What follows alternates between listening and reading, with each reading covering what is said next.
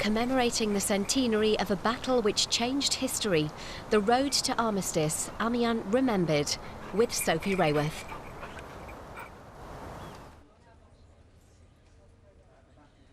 "100 years ago today, the Battle of Amiens was being fought in the fields just a few miles from here as the Allies launched a surprise attack on the Germans.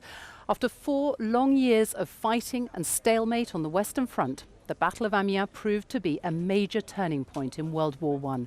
It was the beginning of the end of the German army, but it came at a great cost to both sides.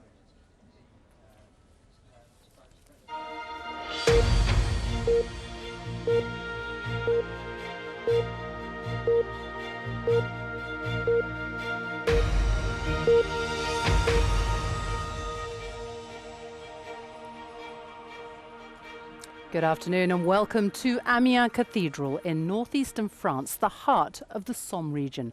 100 years ago today, British, French, Commonwealth and American forces had just launched a surprise attack on the Germans.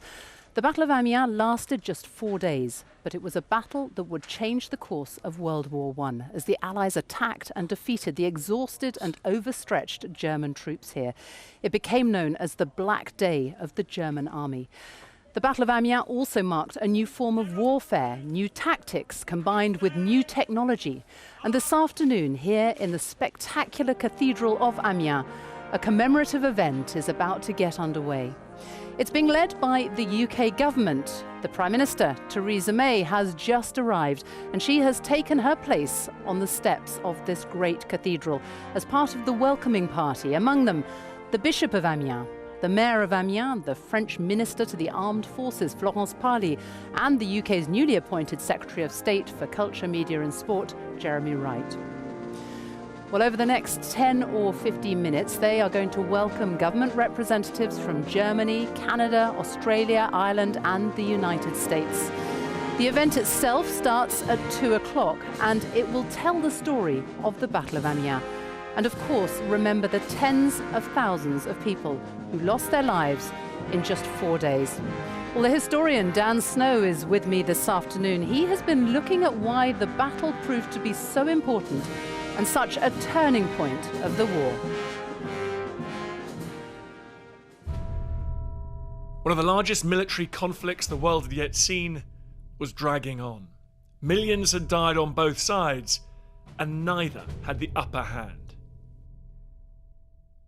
For nearly 4 years, the fighting on the Western Front had been mired in a bloody stalemate.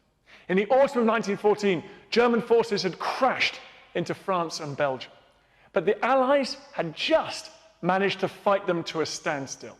The Allies launched a series of mighty offensives up and down the Western Front, like the one that took place here on the banks of the River Somme in the summer of 1916.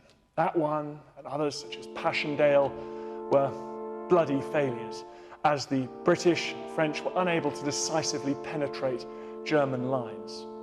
But everything changed in the new year of 1918. Germany had managed to defeat the Russians over in the east and moved 1 million hardened veterans to the Western Front. These veterans attacked in spring 1918.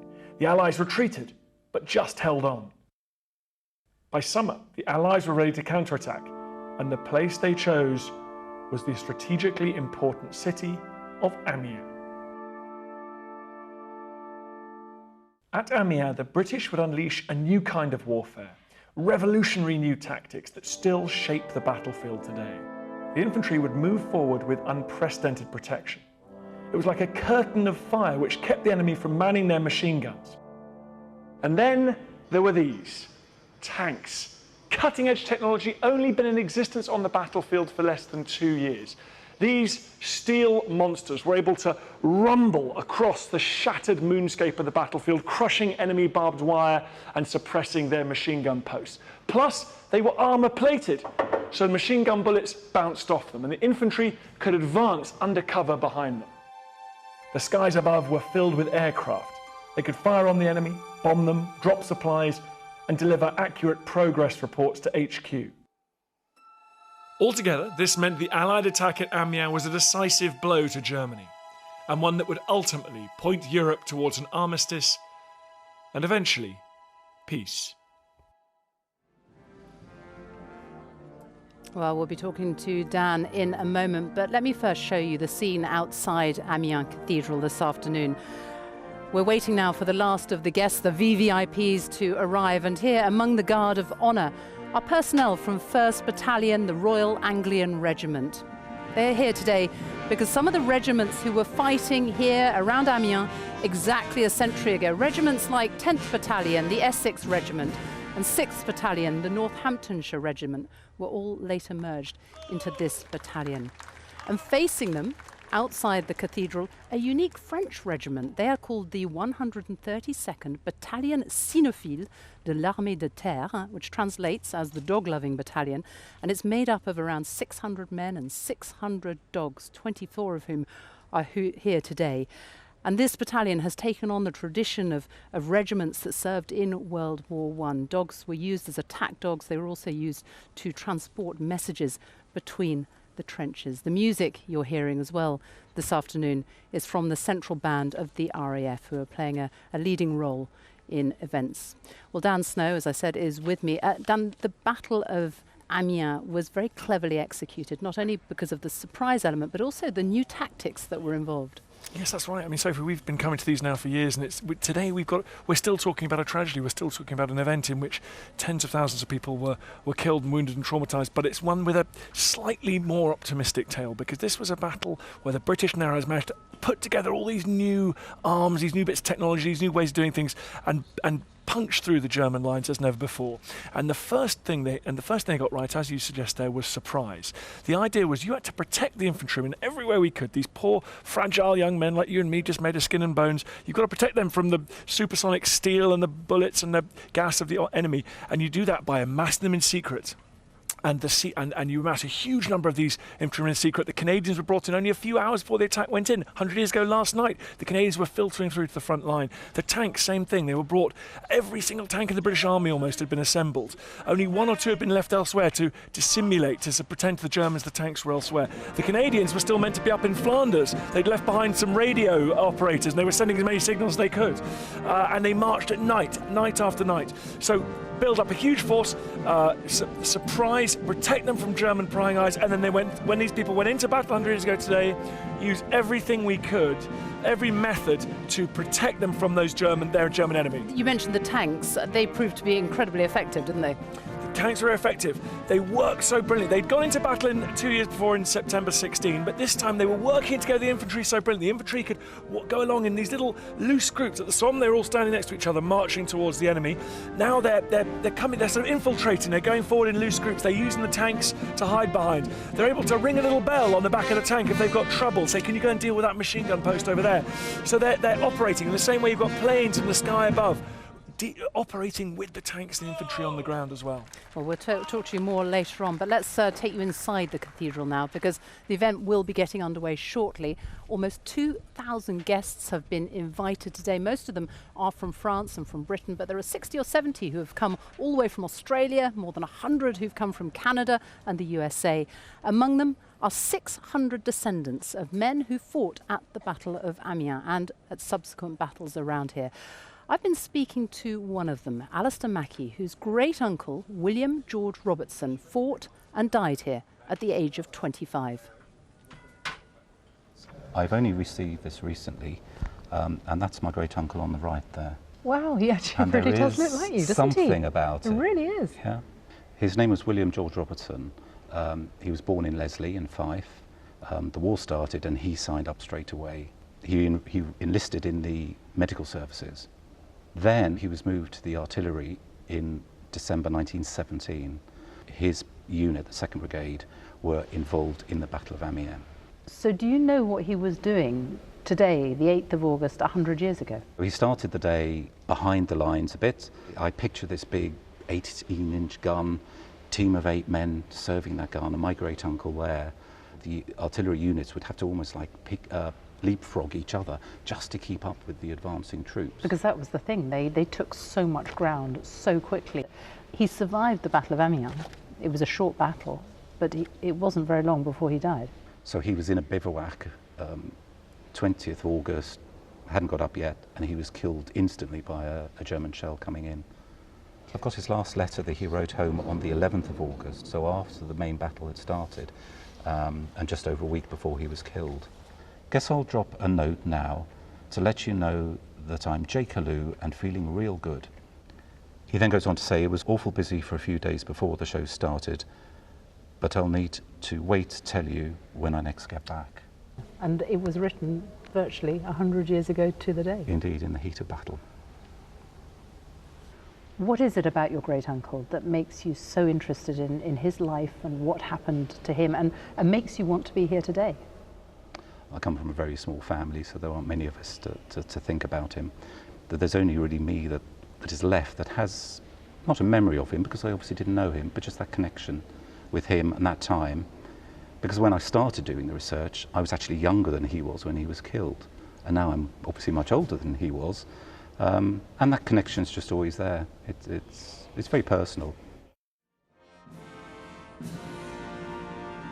Alistair Mackey there talking to me earlier about his great uncle, William George Robertson. And Dan Snow, I've met a lot of people in the last day or two who are walking around Amiens, clutching photographs, last letters from the front. It's a very personal, very emotional moment for them to be here. It's an amazing moment to be there, and these people are from all over the world. It was a huge allied action, so I've read lots of accounts of people that were from the prairies of Canada, and they're serving here in the trenches of the First World War, and this is the first time in this battle that many of them feel that they're part of something very special. They realise at the time, hang on, we're advancing further, we're taking less casualties, we're taking huge numbers of German prisoners, and you see this in their letters and their diaries. There's a sense by the people right at the front line that something is changing, and the tectonic plates of the First World War might be shifting. And the difference for those who were involved in the fighting, they had had 4 years of trench warfare, of stalemate, of moving very, very small amounts of, taking very small amounts of ground. And all of a sudden in one day, they take, what, 7 miles? Yes, perhaps even up to 8 miles. I mean, it's the largest advance by the British and their allies, and their Commonwealth allies to this point in the war. And it is because what they managed to do is just marry. There had been glimpses of it earlier. There had been successes. There's been learning all the way through the war. But this was the time when it was just all put together in one package. One Australian commander compared it to a sort of an orchestra all playing together. And the conductor saying, now we'll bring in the strings, now we'll bring in the wind instruments. And the planes, the tanks, the artillery, the infantry are all working together to provide this sort of unstoppable movement through German lines. And the national anthem now as the Duke of Cambridge arrives.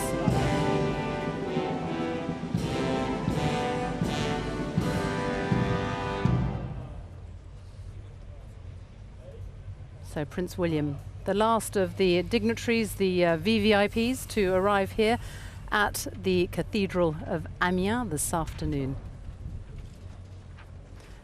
And he will himself be taking part in this event this afternoon because he will be doing one of the very first readings at the start.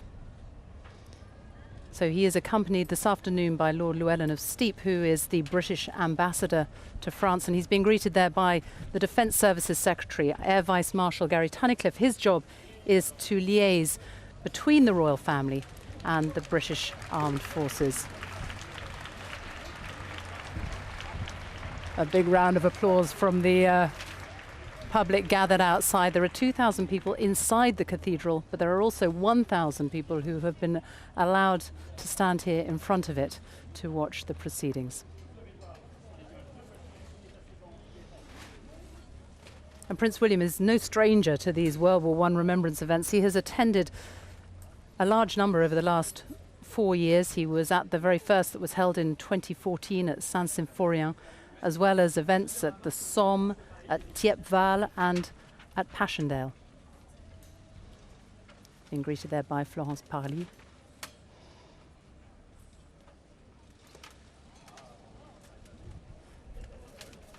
And Dan Snow, as I say, he has been to a number of these events, all of them marking huge losses of British life. This one, though, has a different feel to it. This one has a different feel to it. You can tell the atmosphere. There's a few more smiles on the faces, and it was interesting to hear the French clapping there. That people talk a lot about the French and the British and the antagonism. In fact, this was an example of French and British forces working in perfect harmony. It was a huge success. The French further south of here and the British working together, and the great affection in this part of northern France for the British. That memory of 100 years ago is not that far gone.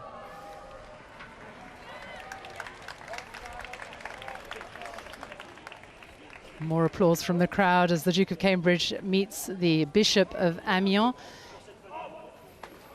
And so today's event will begin as they enter this spectacular cathedral on the banks of the River Somme. And you get a real sense now of the scale of this cathedral. It towers above everything here in Amiens and for miles around. It is the biggest Gothic cathedral of its kind in France. Built in the 13th century, it took 60 years to complete. And incredibly, despite the fierce fighting around Amiens during both World War I and World War II, it escaped major damage.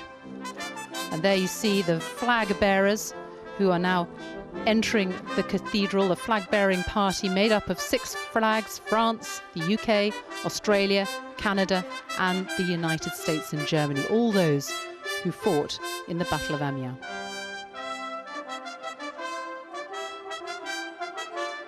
And those flags now being taken through the cathedral, and they will be placed up on the altar before the event begins.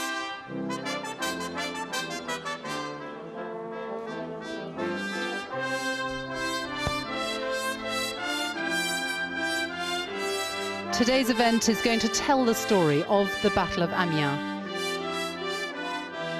They will use readings, letters, poems from World War I and music.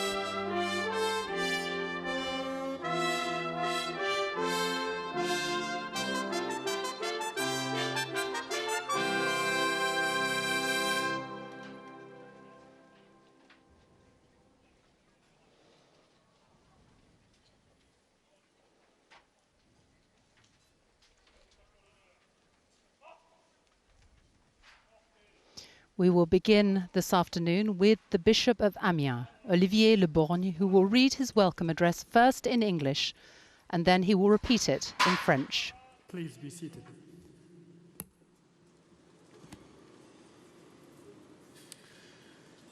Peace be with you. It is with the first words that the resurrected Jesus spoke to his disciples that the Catholic liturgy usually begins when it is presided over by a bishop. Peace be with you. It seems to me that these words are appropriate as we come together in this cathedral to remember the Battle of Amiens, which in 1918 was decisive in leading to victory. I'm happy to welcome you to this cathedral, a sign of hope in the Somme from almost 800 years. I particularly wanted to pay tribute to the representatives of our allies who, some coming from the other side of the world, were essential in putting an end to the Great War. Soldiers from Great Britain and Ireland, Australia, Canada, New Zealand, South Africa, and the United States of America came to fight alongside the French army. They sacrificed their lives to allow us to come out of this disastrous conflict. It's important where we are able to honor them together. I also pay tribute to the representatives of Germany who have joined us. It's together that we wish to build the future. For we have not only gathered together in this cathedral to remember. Our presence here, remembering the senselessness that that penetrated the First World War is also a resolute commitment to peace. We know that it can only be built within justice and truth. The sense of remembrance is always turns towards the future, which calls on our responsibility. I wish you an excellent commemoration. La paix soit avec vous. C'est par ces premiers mots de Jésus ressuscité à ses Well, as the disciples Bishop of Amiens que repeats commence his habituellement la message in liturgie French, let me catholique quand tell elle you est about présidée some of the par un people évêque. who are here in the cathedral La today. paix soit Hundreds avec of them vous. have been invited because Il me their semble que ces mots ancestors, sont their fathers, appropriés their grandfathers, alors que nous nous retrouvons great dans cette uncles, cathédrale great grandfathers pour nous all souvenir took de la part bataille in the d'Amiens, Battle of Amiens. qui, en 1918, And they have come here a to été this city décisive clutching en vue de la photographs of their victoire. relatives' last letters. Je suis Relatives, some heureux of de vous whom were accueillir almost dans cette children, cathédrale. 15, 16 Signe years old, when they d'espérance signed en up cette to terre fight, de having Somme lied about their depuis age. bientôt 800 ans. And they've come here to retrace their saluer steps tout to find out particulièrement where their relatives les were, représentants de nos what they were amis, doing a century venant ago. pour certains de l'autre bout For du many of monde, them, it is ont proving été to be a very essentiels moving pour mettre experience. fin à la Grande Guerre. Des soldats de Grande-Bretagne et Well, the Bishop of d'Irlande, Amiens is speaking now, d'Australie, but du this Canada, is de not a Nouvelle-Zélande, religious event. d'Afrique du Today Sud et des is about États-Unis raising d'Amérique awareness and telling the sont story venus se of a battre aux côtés crucial de l'armée battle, française. a turning point in Ils World ont War fait le I, sacrifice a de story leur which vie many feel has pour nous not been permettre told enough. de sortir de ce conflit désastreux. Tens of thousands of Il est lives were important que lost nous during the puissions short battle, ensemble les honorer. and they are going to be remembered here this afternoon Je salue aussi les when wreaths représentants and floral de tributes l'Allemagne are qui laid, nous ont rejoints, some at the end of C'est the tous event ensemble in the chapel que nous of the souhaitons Allies. bâtir notre avenir. And after that, some of Car those nous ne descendants who are sommes here pas this rassemblés afternoon dans cette cathédrale will meet seulement the Prime pour Minister nous Theresa souvenir. May and the Duke of Cambridge. Notre présence ici, And no doubt they will be faisant retelling mémoire de their l'absurde stories. qui a traversé la Première Guerre mondiale, est aussi un engagement résolu pour la paix. Nous le savons, celle-ci ne peut se construire que dans la justice et la vérité. Le sens de la mémoire est toujours tourné vers l'avenir qui appelle notre responsabilité. Je vous souhaite une belle commémoration. The Bishop of Amiens. Prince William will now deliver the introductory reading.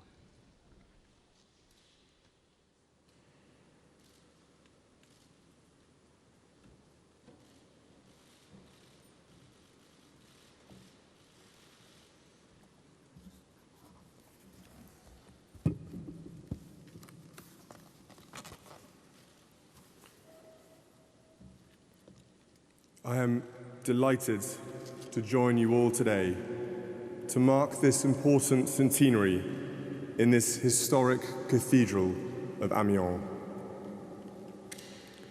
From the very first start of the First World War, Amiens found itself at the heart of the conflict. For most of the war, it was just behind the Allied front lines, and military personnel soon became a familiar sight on its streets, around its shops, cafes, and hotels. For thousands of servicemen, it became a home away from home. Above all, Amiens was a city of connections. Its railway line was a vital link between Paris and the north. Here, the armies of France and the British Empire came together. It connected the Allies. During the defense of the city against the Great German Offensive in April 1918, shelling and bombing destroyed many of the buildings here. Thankfully, this great cathedral was spared significant damage. In the summer of 1918, this was the springboard for the Allies' offensive, which would eventually lead to victory on the Western Front.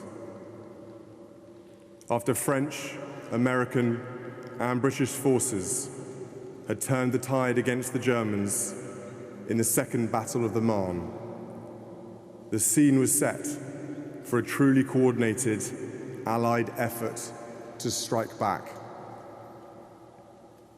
What began here on the 8th of August was truly a coalition operation under the strategic command of a great Frenchman, Marshal Foch.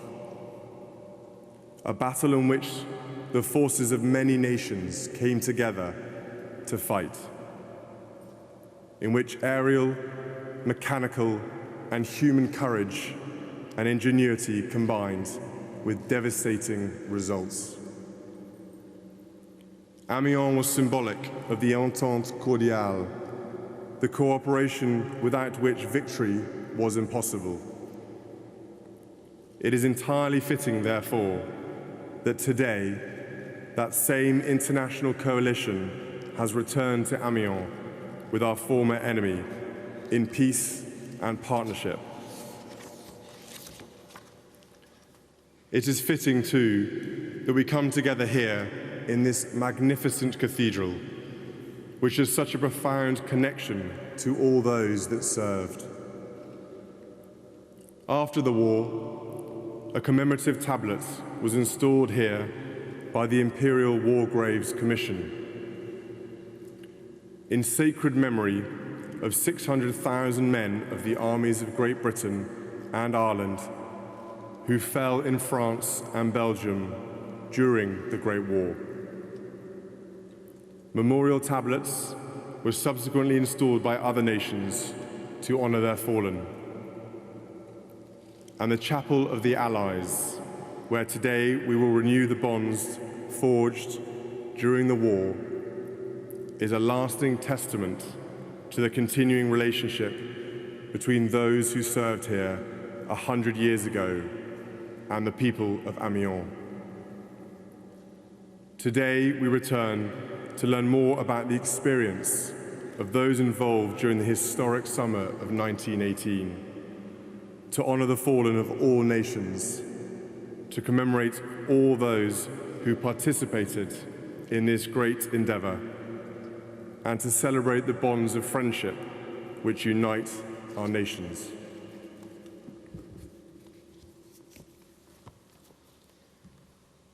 And so the story of the battle begins. The next accounts were written by a Red Cross nurse and a journalist 5 months before the Battle of Amiens began.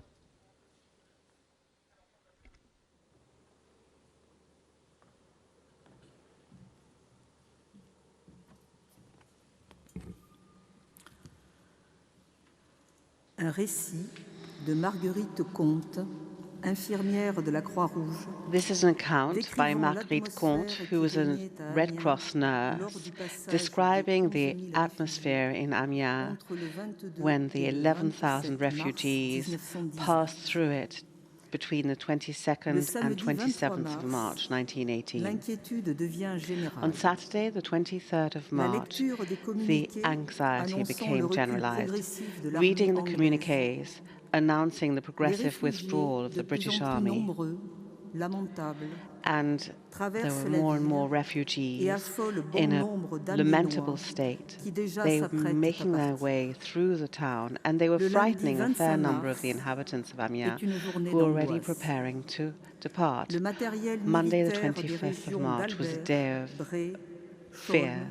Military equipment from the regions of Albert, Ré, Saône, and Montdidier flooded into Amiens either by train or on lorries, which were being driven at top speed, and increased the terror of the inhabitants of Amiens, who were literally besieging the police stations to get safe passes. The city's banks were feverishly preparing for a possible evacuation. There was panic everywhere. On the morning of the 26th of March, the news on the streets was more and more alarming.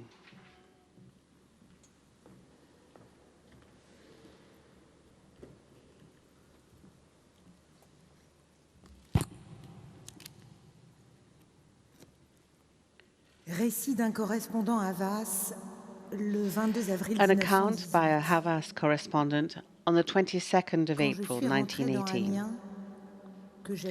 When I came back to Amiens, which I had seen a couple of weeks beforehand, I immediately felt the same fear as I had felt not long before when entering Arras and Armentières.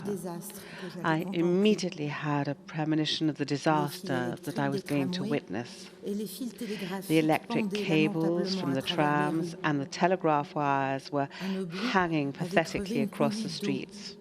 A shell had broken a water main, which a few valiant men were trying to plug here and there. Dogs, killed by explosions or simply struck down, were bathed in their own blood. The beautiful promenade de la Hautois was riddled with shell holes. Every street, every district had 1, 2, or 3 houses indiscriminately collapsed because a bomb had been dropped from an airplane or a shell.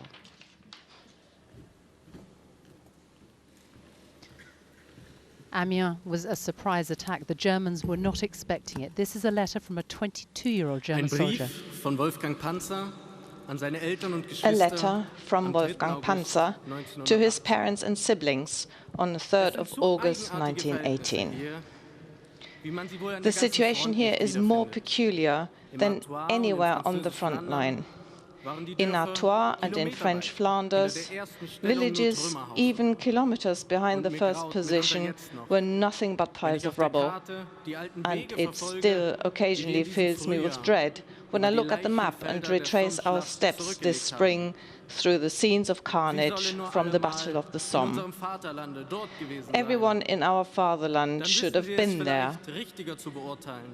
And then they'd perhaps better be able to judge whether it was a wise move to retreat at the Marne. We look upon the events without surprise and without the slightest fears. And I thank my Creator for giving us leaders who have the courage and the sense of responsibility to confidently surrender what could only be retained through senseless bloodshed and for no purpose at all. So we are remarkably untarnished, while the enemy, in a blind fury, drives one division after another to their destruction. Everything will turn out for the best. That's all for today. With 1,000 best wishes, your loving Wolfgang. First piece of music this afternoon is led by the central band of the RAF, playing with an ensemble of international musicians. Advance and Retreat from Gallimaufry.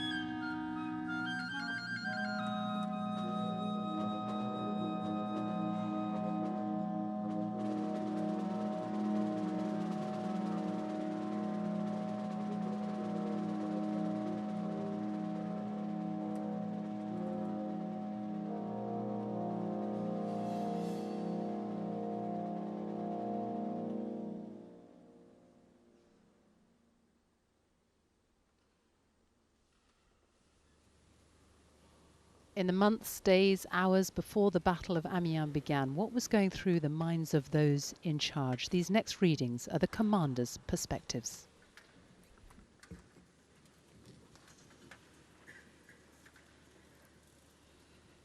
Un message du maréchal Foch, commandant en chef A message from Maréchal Foch, remis par le colonel Commander-in-Chief of the Allied au armies, général de Benay dans la matinée du 9 août. to Général de Benay, morning of 9th of August, Il est bien 1918. entendu que la première armée française It goes without doit saying atteindre Roy that the au plus tôt French First Army et y must tendre reach la main Roy à as la soon troisième. as possible and Quand le résultat reinforce the sera third. obtenu, la When the situation result will have seule been obtained, indiquera ce the qu'il y aura à situation faire. itself will indicate what Ou aller needs to be encore done de l'avant. to halt or C'est précisément forge parce qu'on ne le forward peut again. fixer aujourd'hui It is precisely qu'il ne faut because s'interdire it cannot be aucune settled today possibilité.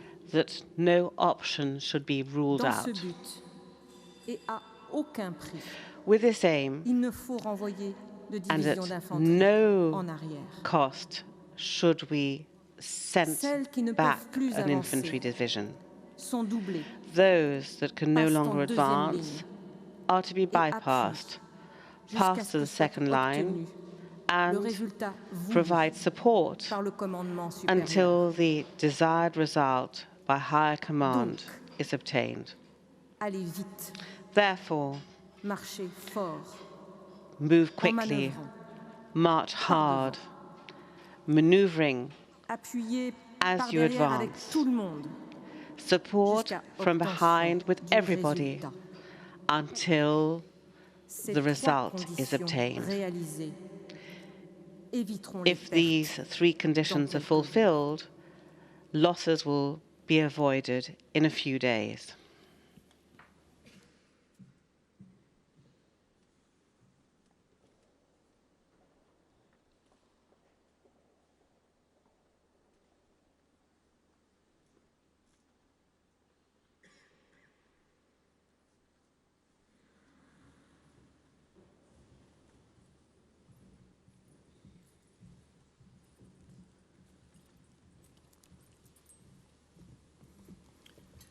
General John J. Pershing's declaration to Prime Minister Clemenceau, Marshal Foch, and Marshal Pétain at Marshal Foch's headquarters in Clermont on 28 March 1918. I've come to tell you that the American people would consider it a great honor for our troops to be engaged in the present battle. I ask you for this in their name and my own. At this moment, there are no other questions but of fighting. Infantry, artillery, aviation, all that we have are yours. Use them as you wish. More will come in numbers equal to requirements. I've come especially to tell you that the American people will be proud to take part in the greatest battle of history.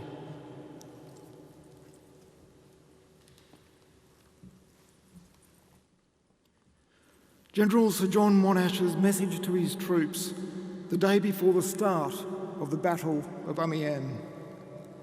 For the first time in the history of our Corps, all 5 Australian divisions will tomorrow engage in the largest and most important battle operation ever undertaken by our Corps.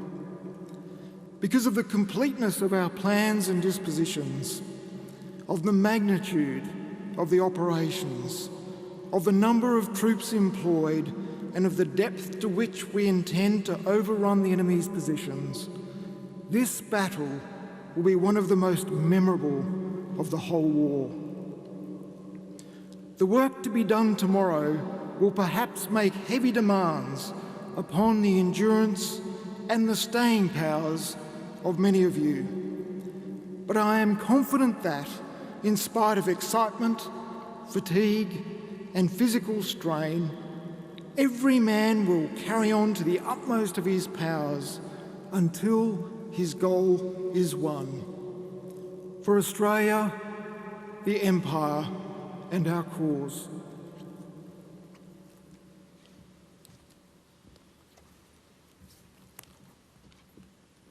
Lieutenant General Sir Arthur Currie's special order to the Canadian Corps in March 1917, which was restated during the 1918 German Spring Offensives.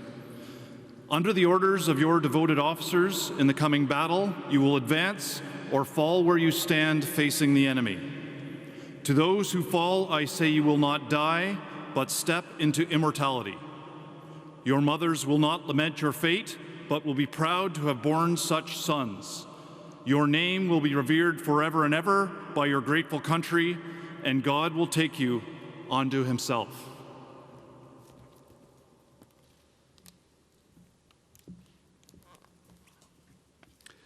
Extract from Field Marshal Haig's diary, the 7th of August, 1918. At 2:45 p.m., I left for Flexicourt, where I had a talk with General Rawlinson. Everything is going on without a hitch, and the enemy seems in ignorance of the impending blow. I then went on to Headquarters Canadian Corps at Dury and saw General Currie commanding the Corps.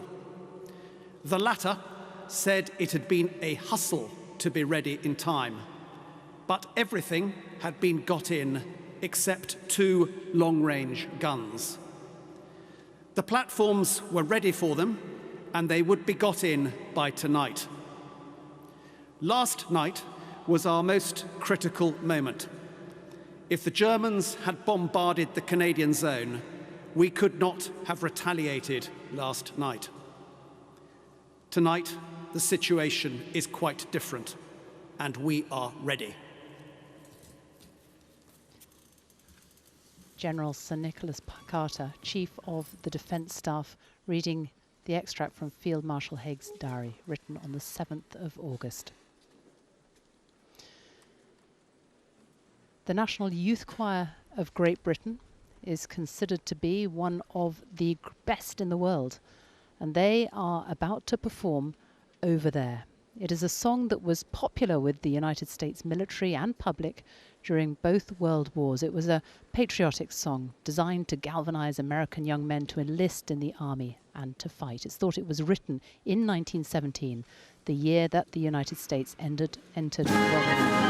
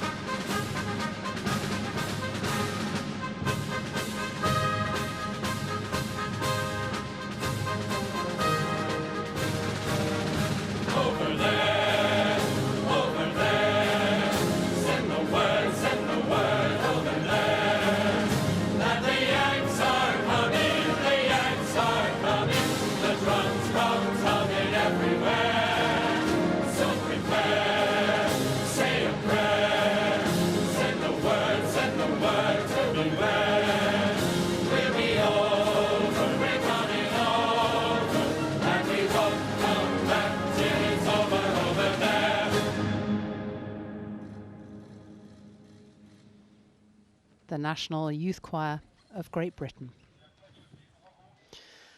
And so to the battle itself, the 8th of August, 1918. It began at 4:20 in the morning, a foggy morning in the fields around Amiens. These are some of the soldiers' stories.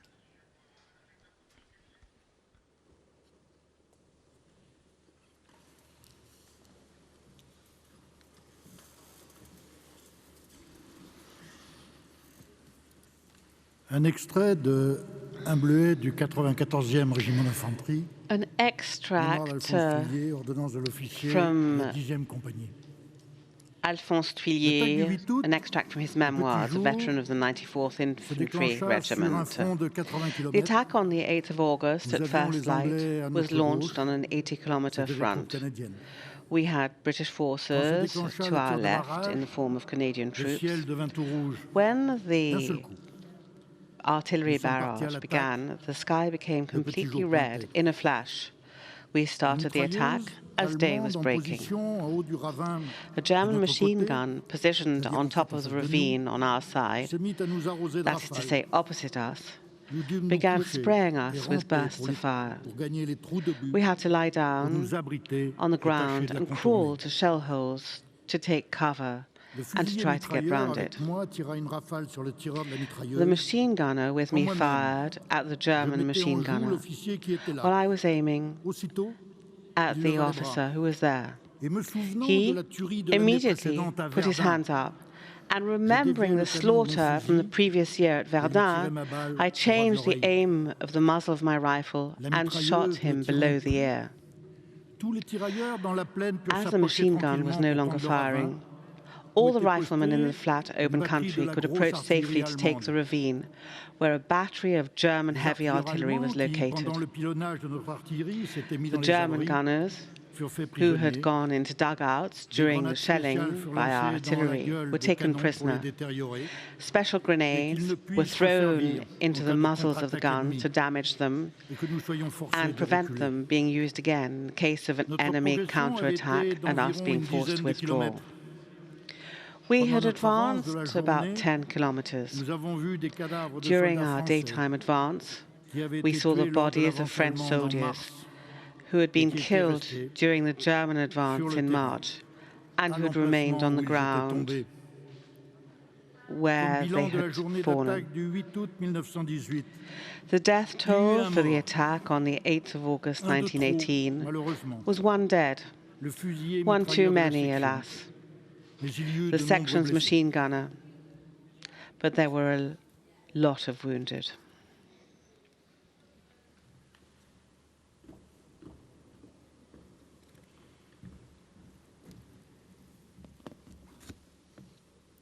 This account is from Major General A.A. Montgomery, the British commander of the 4th Army, 13th Corps, describing the American forces at Amiens at the 9th of August attack on Grisaire Wood. The Americans swept everything before them, and the German resistance collapsed. So precipitate was the retreat of the enemy that a German battalion commander fled from his dugout, abandoning his orders, map, and telephone switchboard. The Americans were so impetuous that they outstripped the British on the left, and it was due to them that the objective was so quickly and rapidly gained on the front of the 58th Division.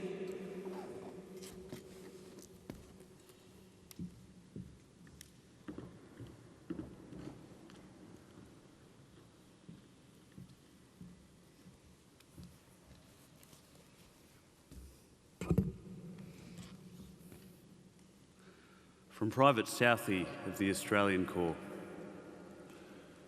The morning of 8th August started very foggy indeed. And as our barrage opened, a tremendous barrage, we were wondering how we were going to get on.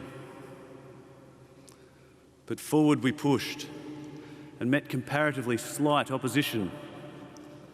Some Germans surrendered quickly, others fought to the end.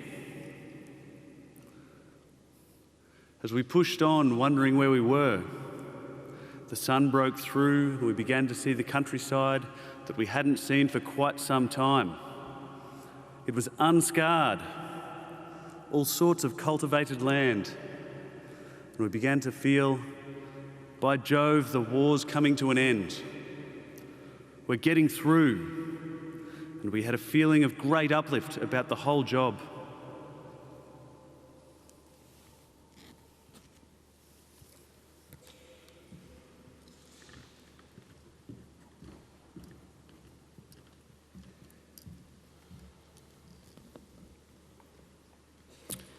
Extrait du journal de guerre du lieutenant-colonel Tremblay, commandant du 22e Extract from the war diary of Lieutenant Colonel Thomas Louis Tremblay, commander of the 22nd Battalion, Canadian Expeditionary Force.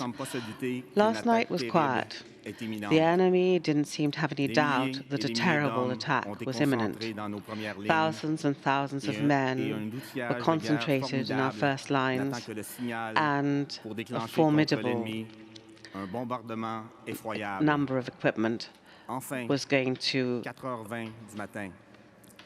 give rise to an appalling bombardment. At 4:20 in the morning, it began with an unbelievable violence, and under this steel curtain that made everything burst in the enemy trenches, our infantry advanced, supported by the tanks. During the day, we got a considerable amount of equipment, cannons, and hundreds of gunners, and the thousands of prisoners. The French attack was also a great success.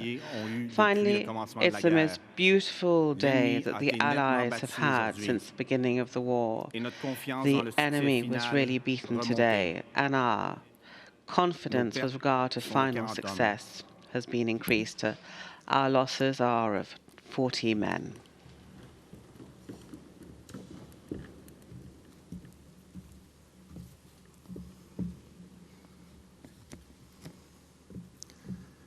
From Tank Commander Wilfred Bayon, describing what he experienced on the 8th of August, 1918. At 9:50 p.m., Handley Page bombers were due to start flying along the front.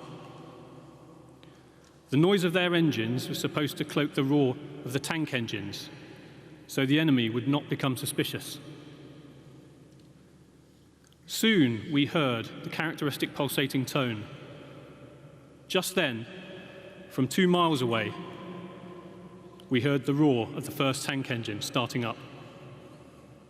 The tanks, after the first one, helped to screen each other.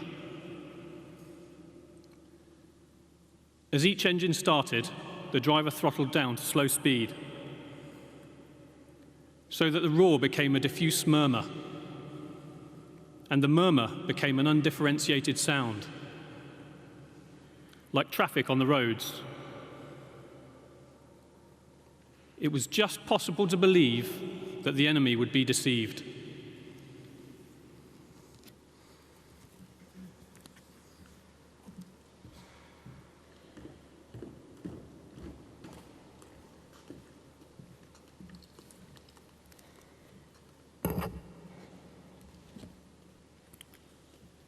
The following is an extract from the post-war memoirs of Paul von Hindenburg, German Army Chief of Staff on the Battle of Amiens, August 8, 1918. On the morning of August 8th, our comparative peace was abruptly interrupted. In the southwest, the noise of the battle could clearly be heard. The first reports, which came from army headquarters in the neighborhood of Péronne, were serious. The enemy, employing large squadrons of tanks, had broken into our lines on both sides of the Amiens-Saint-Quentin road. Further details could not be given. The veil of uncertainty was lifted during the next few hours, though our telephone lines had been broken in many places. There was no doubt that the enemy had penetrated deeply into our positions and that batteries had been lost. On this August 8th, we had to act as we had so often acted in equally menacing situations. Initial successes of the enemy were no new experience for us. We had seen them in 1916 and in 1917 at Verdun, Arras, Witzrete, and Cambrai. We had only quite recently experienced and mastered another one at Soissons. But in the present case, the situation was particularly serious. The great tank attack of the enemy had penetrated to a surprising depth. The tanks, which were faster than hitherto, had surprised divisional staff in the headquarters and torn up the telephone lines which communicated with the battlefront. I had no illusions about the political effects of our defeat on August 8th. Our battles from July 15th to August 4th could be regarded, both abroad and at home, as the consequence of an unsuccessful but bold stroke, such as may happen in any war. On the other hand, the failure of August 8th was revealed to all eyes as the consequences of an open weakness. To fail in an attack was a very different matter from being vanquished on the defense. The amount of booty which our enemy could publish to the world spoke a clear language. Both the public at home and our allies could only listen in great anxiety. All the more urgent was it that we should keep our presence of mind and face the situation without illusions, but also without exaggerated pessimism. The soldiers' stories. 6 young cadets from the Allied nations will now lay wreaths at the dedication plaques for their countries in the cathedral as the choir and the RAF band perform the evening hymn, The Last Post and Sunset. It will be followed by a minute's silence.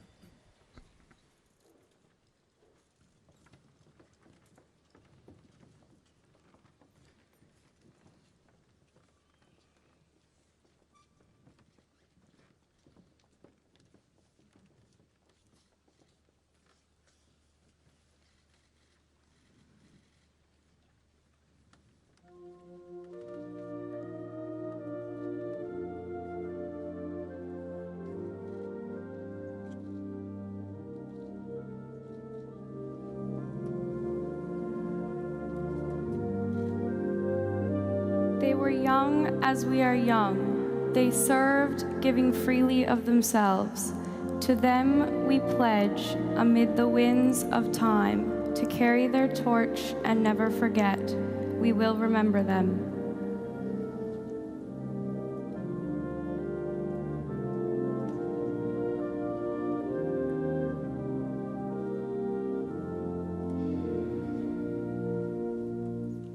Ils étaient jeunes comme nous. Ils ont servi, donnant généreusement d'eux-mêmes. Nous leur promettons, en débit du temps qui passe, de porter le flambeau et de ne jamais oublier. Nous nous souviendrons d'eux.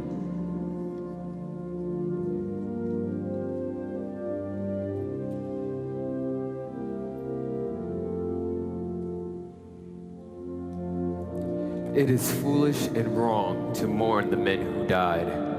Rather, we should thank God such men lived.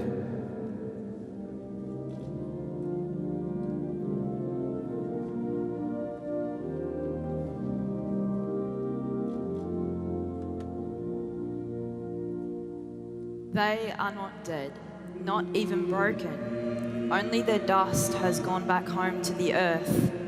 For they, the essential they, shall have rebirth whenever a word of them is spoken.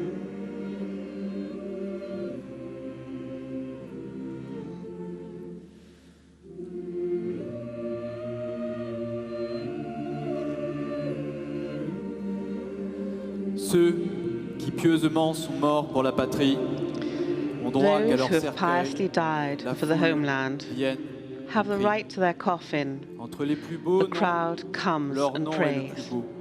Among the most Toute beautiful gloire names, près d'eux their name is the passe most beautiful. All glory near them passes and falls ephemeral. And, as a mother would do, the voice of an entire people rocks them in their graves.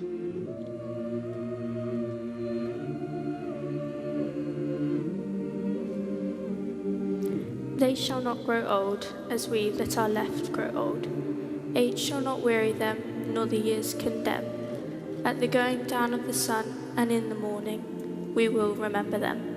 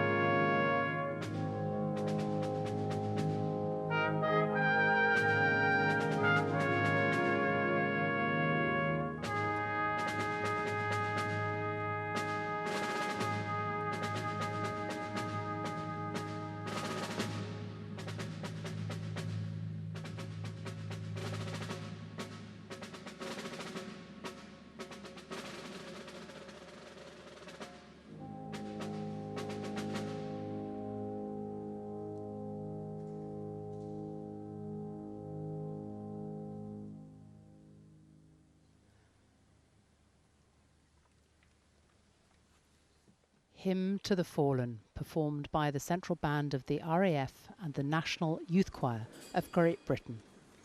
And now to the story of what happened after the Battle of Amiens. The former president of the Federal Republic of Germany, Joachim Gauck, will read a poem from 1918 entitled After a Bad Dream. But we begin with Captain Maxime Fournier from the Canadian Armed Forces.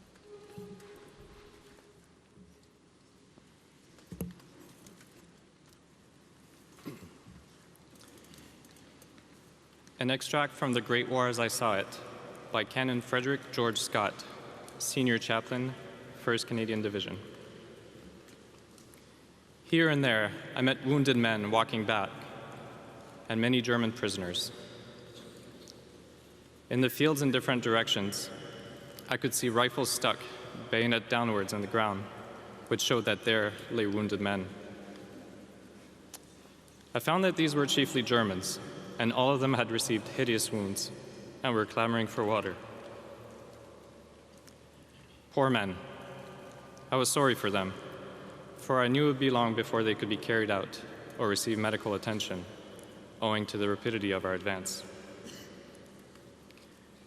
I made my way to each in turn and gave him a drink from some of the water bottles which I carried round my belt. I think all the Germans I saw that morning were dying, having been wounded in the stomach. After attending, as far as it was possible, to their bodily needs, I endeavored to minister to their spiritual. As they happened to be Roman Catholics, I took off the crucifix, which I wore around my neck, and gave it to them.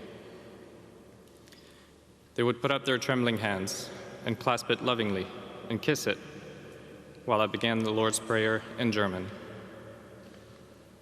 This happened many times that day. One man who had a hideous wound in the abdomen was most grateful. When he handed me back the crucifix, he took my hand and kissed it. It was strange to think that an hour before, had we met, we should have been deadly enemies.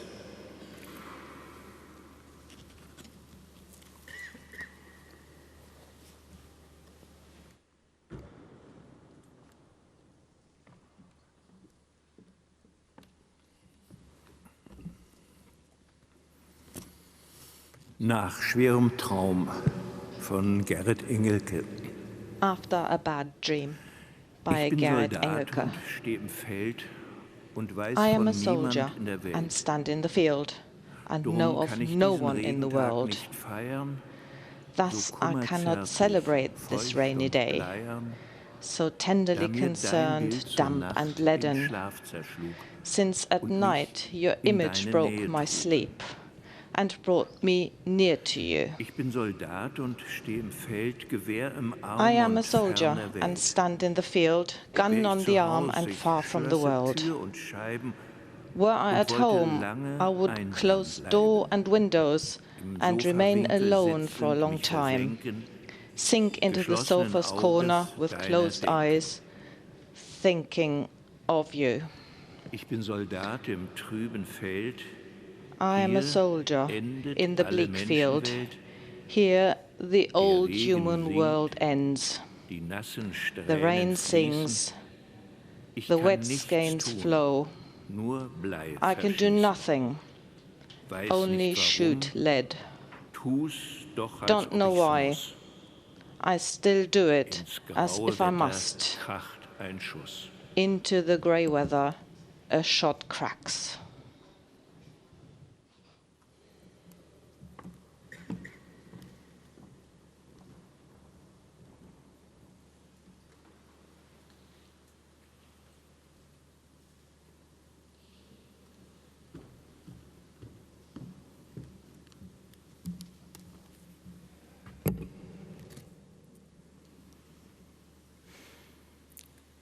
A quote from Lieutenant Harold Williams of the 5th Division, Australian Imperial Force, who was wounded in the Battle of Peronne and evacuated to a casualty clearing center at Daour.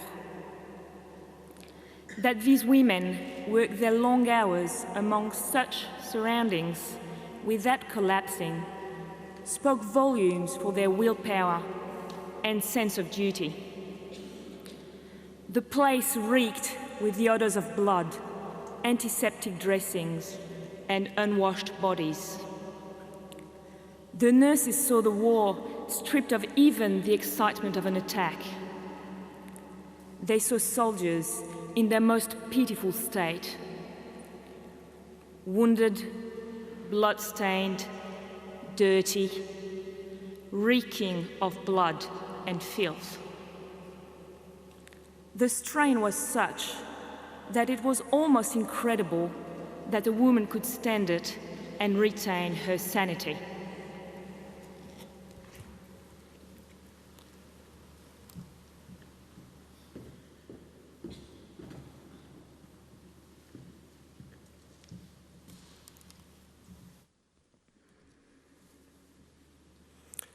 A letter from Frank Cousins, Canadian soldier, to his mother on 12th November 1918.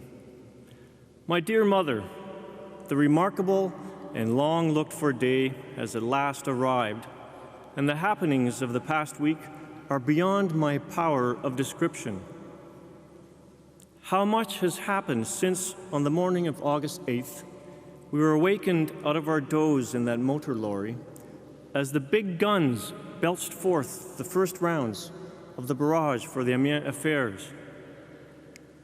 How little we thought that in less than 4 months the victory would be won.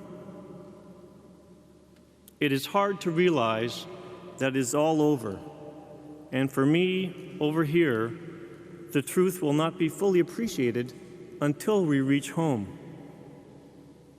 But war is no more, in our time at least, and we can once more move and live and have our being. In short, be human.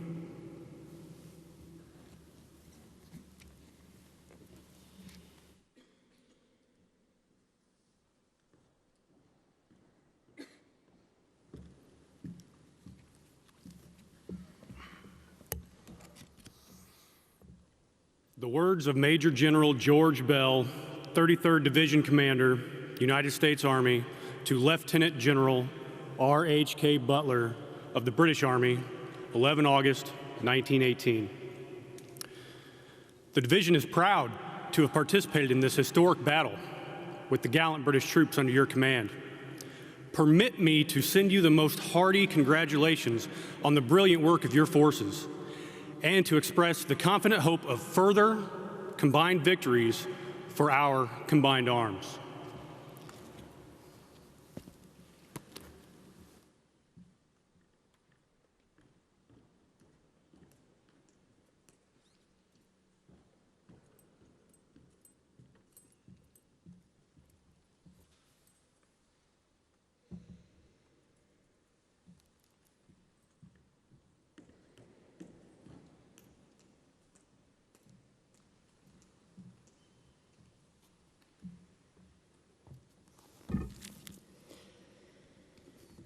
Extrait du journal de Herménégilde du Chaussois, maire d'Amiens, from the diary of Herménégilde du Chaussois, mayor of Amiens, jeudi from 8 août, May la journée du 8 août 1916. restera célèbre dans l'histoire On the 8th comme of étant le August, début the d'une 8th of bataille qui August dura 3 will mois, be known in délivrant history d'abord as the beginning of a Amiens, battle that prouvant last l'usure des 3 armées months. allemandes First et of nous all, donnant saving enfin la Amiens, victoire. wearing out the German armies, Le and communiqué du 10 finally août giving us redevient victory. pour tous les Amiénois The vagabonds communique of the le 10th plus of beau August for feuilleton à suivre. all the people of Amiens Nos troupes ont becomes enlevé the Pierrepont. most beautiful Dans la communique journée, to listen to. après avoir conquis Our troops Davnescourt, took out nous attaquons Pierrepont. au sud During the de day, Montdidier, after puis conquering abordons Davnescourt, Favrolles. we attacked to the south of J'avais les larmes Montdidier, aux and yeux then we en get to lisant le Favrolles. communiqué. I had C'est la tears in my victoire, eyes by et reading c'est this la communique délivrance d'Amiens. because it's On va victory pouvoir and réintégrer. it's the saving of Nous ne Amiens. serons plus We're des going to be réfugiés. able to live there again. Pour moi, We will no plus de longer chez be nous. refugees. Notre maison For me, étant I'll have inhabitable. no more. My Il faudra home, our trouver house un was nouveau gîte inhabitable. familial. We're going to have to find a 12 new gîte for the family. 12th of August, the officer from the Forest Services and his interpreter are prepared to take me to Amiens. I saw Commandant Quiraud from the Paris firemen and Pinier, who no longer looking after evacuation. During the day, King George, coming from the front, visited the cathedral and decorated the préfet and the commandant. At Flixcourt, he offered tea to Maréchal Foch. The town is very sad. Despite the déjà vu, I'm still really touched by our bombarded monuments and our houses that have been demolished or set fire to. Amiens is empty. The shops have no longer any goods, and the factories can't work because they don't have raw materials. They don't have any coal. Of course, the population will only be able to come back to Amiens after there'll be a complete and permanent organization of food and material means for them to live in.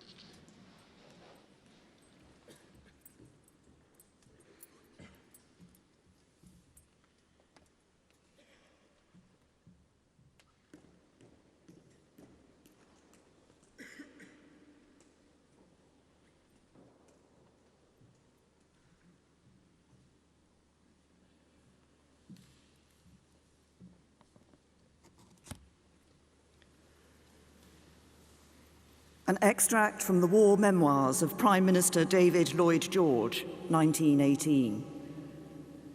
The fact of the matter was that the British Army itself did not realize the extent and effect of the triumph they had won that day. They were thinking in the terms of past offensives, when a gain of a few kilometers in an attack was as much as they could hope to accomplish. And experience had taught them the dangers of advancing too far, because the Germans invariably rallied, brought up their reserves, and counterattacked with verve and skill. They had not yet understood that they were confronted today with an enemy who had lost much of his dash and combative strength. The reports of the battle received by the cabinet from the front showed how little even the victors understood the immense effect of the triumph they had won. The actual ground captured was not extensive. The effect of the victory was moral and not territorial. It revealed to friend and foe alike the breakdown of the German power of resistance. More finally even than by the French counter-offensive of July the 18th, were the Germans driven by the British stroke of August the 8th to realize that all hope of victory had passed. After the July defeat, whilst they came to the conclusion that their offensive had finally failed, they still hoped to reorganize their army effectively for an impenetrable defense.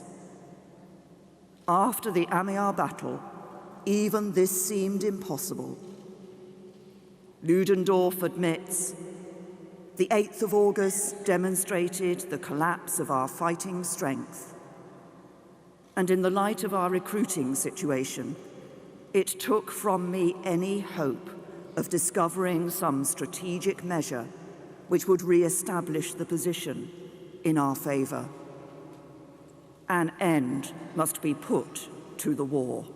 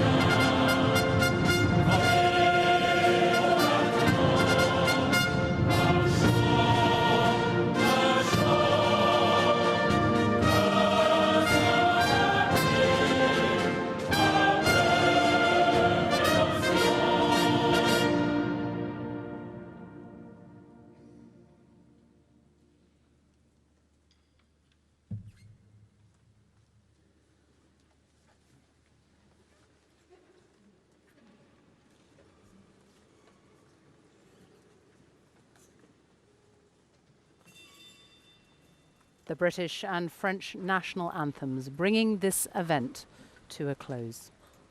It has been a very simple but very powerful commemoration of a battle that did so much to turn the tide of World War I.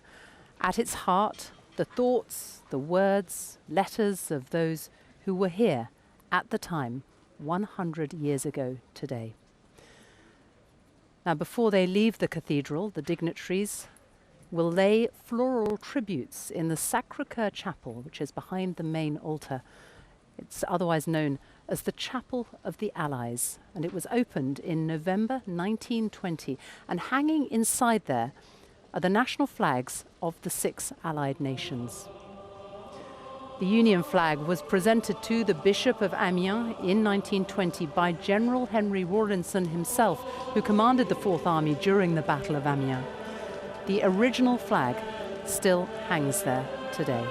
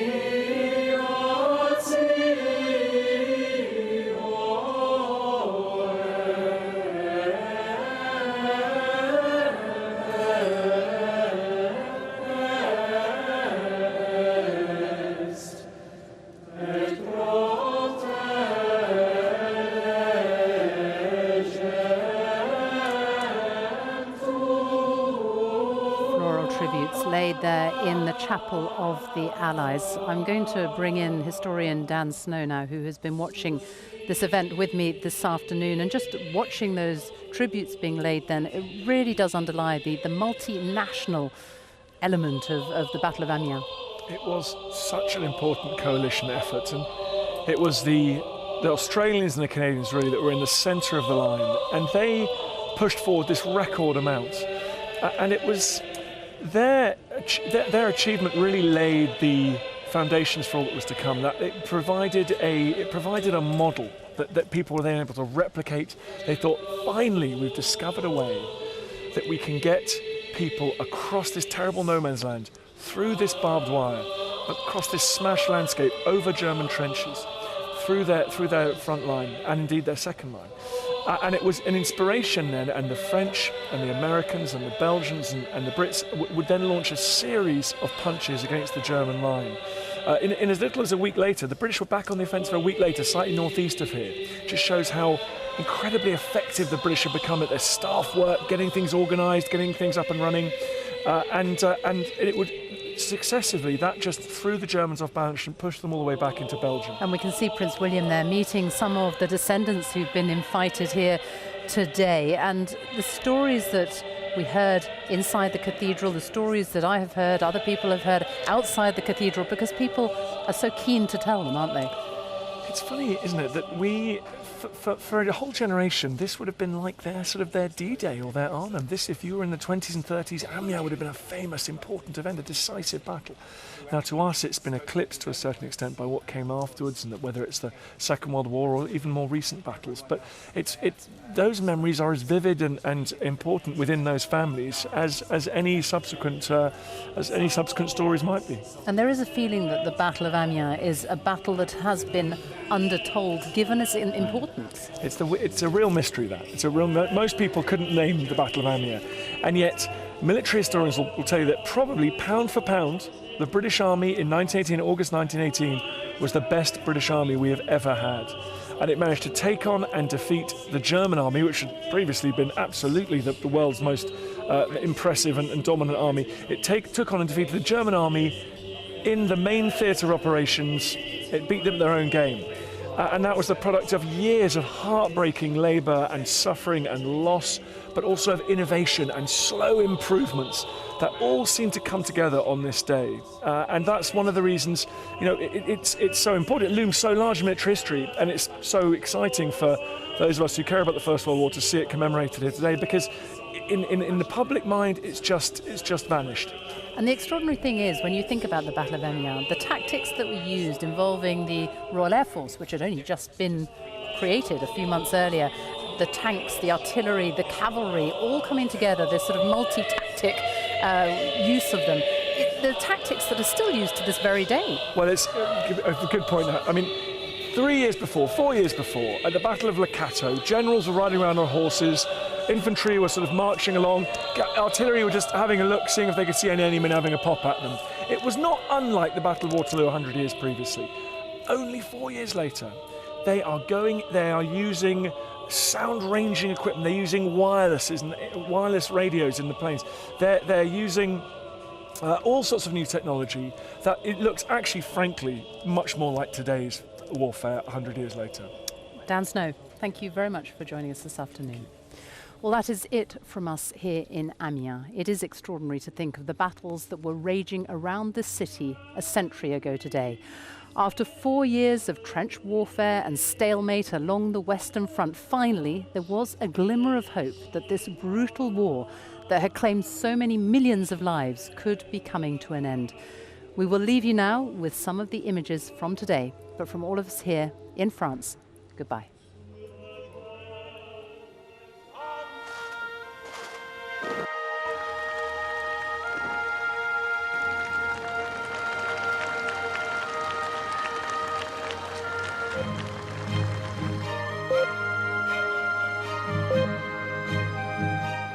From the very first start of the First World War, Amiens found itself at the heart of the conflict.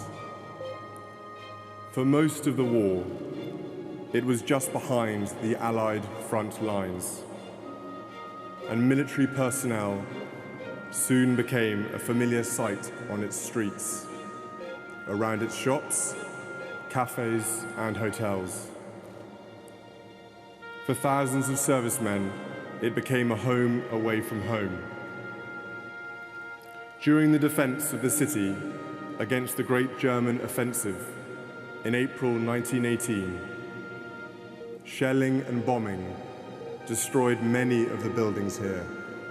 In the summer of 1918, this was the springboard for the Allies' offensive, which would eventually lead to victory on the Western Front.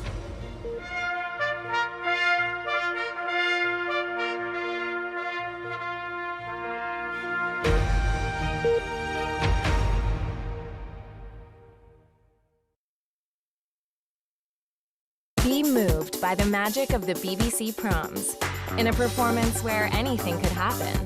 The Heritage Orchestra and Jules